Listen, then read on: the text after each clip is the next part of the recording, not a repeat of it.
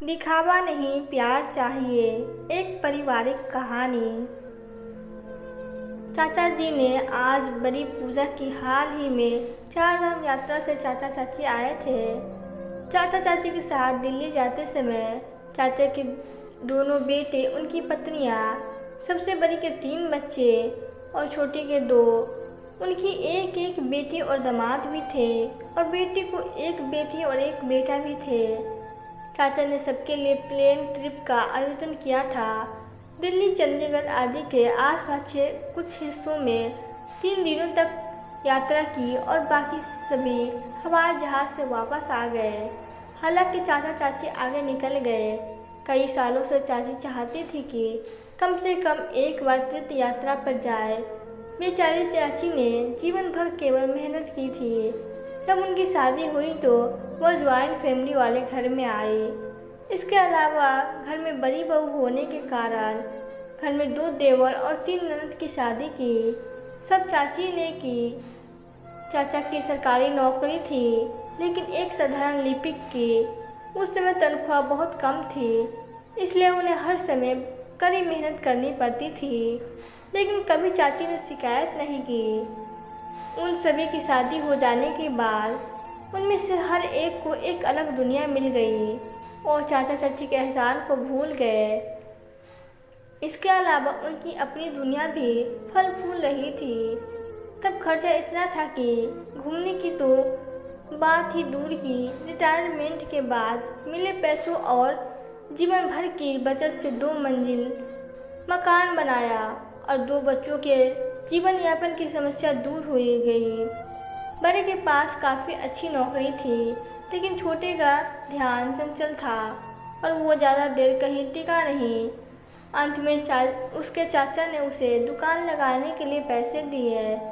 लड़कियों के लिए एक अच्छा घर देखने के बाद सब कुछ ठीक हो जाता है। हाल ही में यह पता चला कि गांव के पास उनके खेत को बांध दिया जाएगा और उन्हें सरकार से मुआवजा के रूप में पैसा मिला। जब चाचा जी ने खेती के साथ साथ गांव के पास का घर भी बेच दिया, इसलिए उन्हें अच्छी खासी रकम मिल गई। मिली रकम को जमीन या रियल एस्टेट में दोबारा निवेश करने पर टैक्स छूट मिलती है और पैसा सुरक्षित रहता है। तो क्या हमें खेत की ज़मीन खरीदनी चाहिए? घर में रोज़ घर को लेकर चर्चा होती रही। मुलाकातें होने लगी। दलाल का आना जाना बढ़ गया। चाचा जी को तो समझ में नहीं आ रहा था कि क्या करें। इसी समय चाची ने कहा कि वो 4 धाम यात्रा पर जानी चाहती है, इसलिए भले ही यह यात्रा निकाली गई। चाचा ने कम से कम 3 दिनों तक सभी को खुश किया और फिर आगे बढ़ गए। लेकिन जब तक वो वहाँ थे, बहन और भाई की दैनिक सलाह जारी रही। सबको डर था कि अब चाचा चाची न जाने कितना खर्च कर देंगे, हमारे लिए कुछ रहेगा भी या नहीं, हमारा भी अधिकार है। जब तीनों बच्चों के माता पिता का फ़ोन आया तो आप जब वापस आए तो वह यही सुझाव देंगे कि हम यह पैलेस खरीद ले या खेती बाड़ी आदि देखें। 17-18 दिनों के बाद चाचा चाची वापस आए और गंगा पूजा का कार्यक्रम तय किया। रात के खाने के लिए 100 से 150 लोगों को आमंत्रित किया गया था। तीनों लड़कों को यह बिल्कुल पसंद नहीं था, लेकिन वह सबके सामने बहुत खुश मिजाज होने का दिखावा कर रहे थे। दावत और पूजा अच्छी तरह से हो गई और सभी अपने अपने घर चले गए। घर में केवल तीनों बेटों का परिवार था और सभी तोहफे देख रहे थे। वास्तव में वे असमंजस में थे कि पैसों के विषय पर कैसे चर्चा की जाए। अंत में छोटे लड़के ने एक बार कहा, पापा, मेरे दोस्त ने अभी एक पैलेस खरीदा है, जैसे कि निर्माण चल रहा है, अभी कीमत कम है, वह कम पैसे में 3 पैलेस छोड़ देगा, क्यों न जाकर इस रविवार को देख आए। लेकिन चाचा अपने पोते से बात कर रहे थे कि अचानक उन्होंने कहा, जब हम यात्रा कर रहे थे तो वहाँ मज़ेदार था। एक मंदिर में बहुत अच्छा उत्सव चल रहा था। रात का खाना चल रहा था। बहुत भीड़ थी और बहुत सारे व्यंजन पके हुए थे। उसी वक्त मंदिर में भजनों और सिद्धांतों का नृत्य किया। मैं धीरे धीरे वहाँ सोचकर मंदिर के दर्शन मिलेंगे या नहीं, लेकिन कमरा बिल्कुल खाली था। हर कोई बाहर था और भगवान और मैं कमरे में अकेले थे। और देवता मुझसे बोलने लगे। उतने में बड़ा बेटा गुस्से से बोला, पापा राजू जो कह रहा है क्या आप सुन रहे हो? लेकिन पापा ने इस बात को पूरी तरह से अनसुना कर दिया और बात करते रहे। भगवान ने कहा कि देखो सुंदर, ये मेरे नाम पर उत्सव है, पर मौज सबकी है। सुबह पूजा हो चुकी थी। फूल पत्ते पानी मुझ पर रखे। अब वो फूल पत्ते सड़ रहे हैं। उसकी दुर्गंध फैल रही है। इसके कीड़े मुझ पर चल रहे हैं और अब इस गंदगी को कोई साफ नहीं करना चाहता।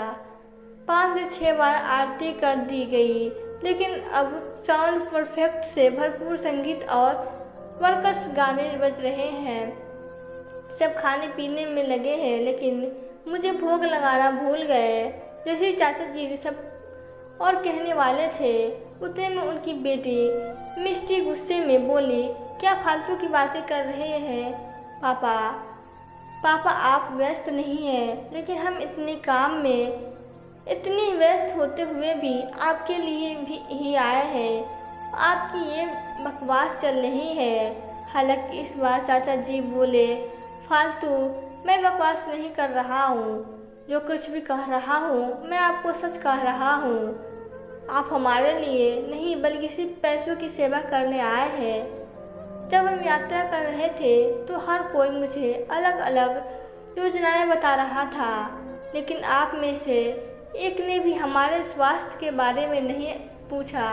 हम क्या खा रहे हैं, कहाँ जा रहे हैं और हम कहाँ रहे हैं, आपने पूछताछ भी नहीं की। हमने तो जीवन भर मेहनत करके 4 पैसे कमाए और आपके जीवन को बेहतर बनाने की पूरी कोशिश की। हमारा कर्तव्य था, लेकिन हम अपनी ज़िंदगी जी नहीं पाए। खुशी भी कभी महसूस नहीं की हुई। आपने इस बारे में कभी सोचा?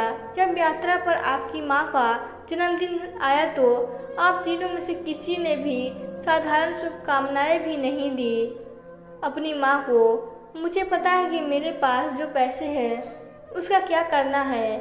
ऐसे ही मेरे बाल धूप में सफ़ेद नहीं हुए हैं। मैंने 3 फ्रेश में पैसा लगाया है और बाकी के पैसे पोते के नाम फिक्स डिपॉजिट में रखे हुए हैं। उन्हें वो पैसे उनकी शादी में मिल जाएंगे, लेकिन दोनों फ्लैट मेरे और तुम्हारी माँ के नाम पर रहेंगे। मैं तीनों घर किराए पे दूंगा, लेकिन मैं घर का किराया तुम्हारी माँ के हाथों में दूंगा। हम इसका अधिकतम लाभ उठाएंगे। घूमने के लिए और तुम्हारी माँ खर्च करना चाहेगी तो वो करेगी, लेकिन तीनों फ्लैट आपको हम तीनों की मौत के बाद ही मिलेंगे। हमने जीवन भर मेहनत करके कमाया है और आपको भी मेहनत से कमाना चाहिए, तब आपको पैसों की सही कीमत पता चलेगी। सचमुच आज घर पर देवता ही बातें करने लगे थे। मंदिर के भगवान को सजावट और दिखावा नहीं चाहिए, उन्हें मन से भक्ति चाहिए और घर में देवताओं को चाहिए थोड़ा सा प्यार। क्या उन्हें यह सब मिलेगा? तो दोस्तों, आपको यह कहानी कैसी लगी? अगर कहानी अच्छी लगी हो तो वीडियो को लाइक करें और प्लीज़ चैनल को सब्सक्राइब करें। Thank you.